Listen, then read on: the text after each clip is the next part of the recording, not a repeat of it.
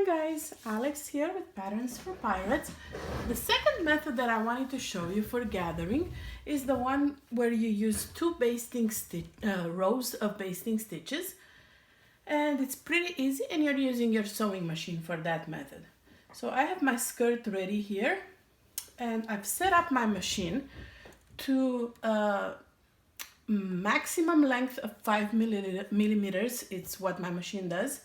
And the maximum tension. I know a lot of people like to do zero tension and the maximum length. Personally, I prefer maximum tension and maximum length. You will play around with your machine and see exactly what you prefer for the type of fabric you're using. Like I'm using a rayon spandex right now, so I know that the maximum tension might gather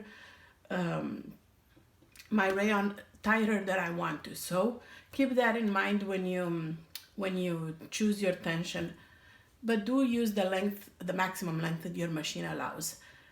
Also make sure that you have unselected your automatic thread cutter or your back stitching, because you won't be back stitching at the beginning of the end and you don't want to cut your threads short. So start by pulling your thread. Start by pulling a lot of your thread out. I'm going to be using a contrasting thread. I'm using a black thread and my skirt is light gray and white, because it makes it easier to, when you pull out your basting stitches, to see the actual stitches. So you will be doing a first row of stitching 1/4 of an inch away from the top of the hem. And let's see, I like to start at the side seam. My bobbin thread is white, so I'm gonna change that to black too, also to make it easier to be seen.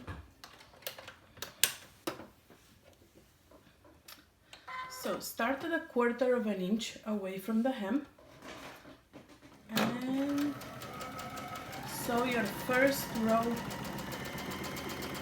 of stitching. I am already noticing a very tight gather, so I might be lowering my tension a little bit, just because I'm using rayon spandex. If I were using cotton, like quilter's cotton or cotton lycra, the maximum tension would be fine. It makes a big difference the type of fabric that you're using when you do your gathers. So sew all around the loop of your skirt or your ruffles. Everything that I'm showing today on the blog applies to both woven and knit, and it also it can also be used when you're adding ruffles to dresses, or you're gathering your skirt to add it to the bodice, like I'm doing right now. So I'm halfway through my first row. And this goes pretty fast. Make sure you don't catch anything. This fabric tends to roll a little bit, so I need to make sure it stays flat when gathered.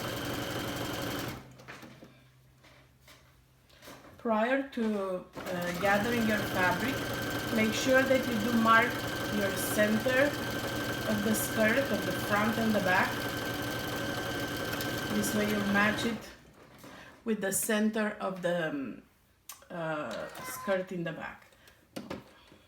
And I either ran out, I think my upper thread broke, but that's not a big deal. We're also gonna learn about troubleshooting, I guess. I'm gonna start right where I left off. Make sure you leave long tails of your threads. You just need to remember that at one point in my skirt I have two threads that I need to pull. Not a big deal. You can obviously right now you can, if you want to. If this happens to you, like your thread breaks or something, you can obviously pull everything out and start over. All right, so we're at the end. And I'm pulling a long tail of fabric, of thread. So this is my first row of stitching. And now I'm gonna be doing a second row of stitching. This time I'm gonna be doing it 5/8 of an inch away from the side, edge of the skirt. And we're doing 5/8 of an inch because you want it to be a little bit more than 1/2 an inch the seam allowance. So since our patterns follow a 1/2 an inch seam allowance, the second row of stitching needs to be a little bit bigger than that. This way your gathers stay together when you attach them to the skirt, and when you pull out the basting stitch, it's gonna be all nice and uniform. So make sure it's over 1/2 an inch away. And we're doing, I never gather with one row of stitching ever, because first of all, you don't get even gathers with just one row of gathers of basting stitch. Second of all, should something happen and your thread breaks, there's no backup. So at least when you have 2 rows of stitching, if something happens and when you're pulling your thread breaks, you have a backup and you won't have to start all over again.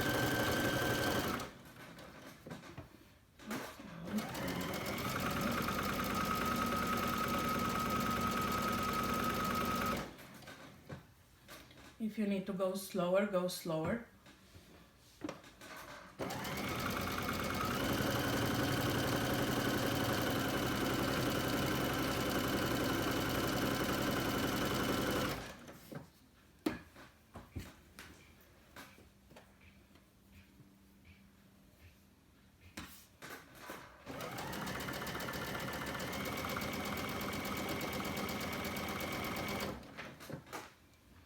Alright, so we are almost at the end.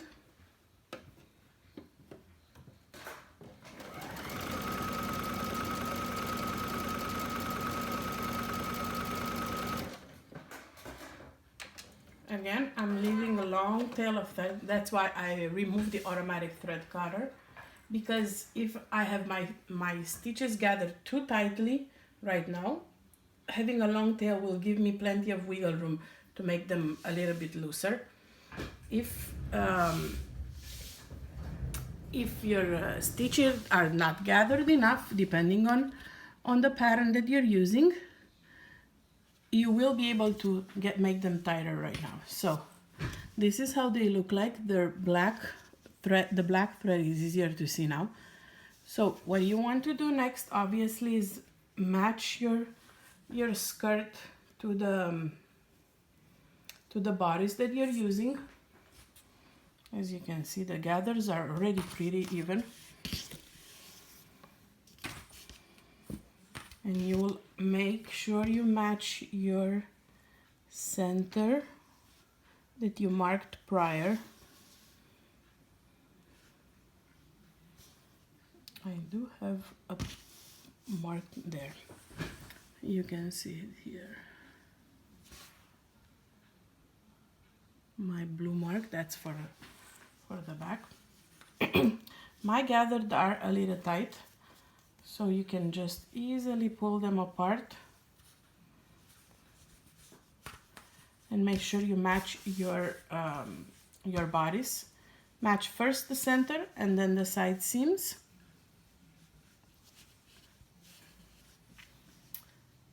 And pin it in place.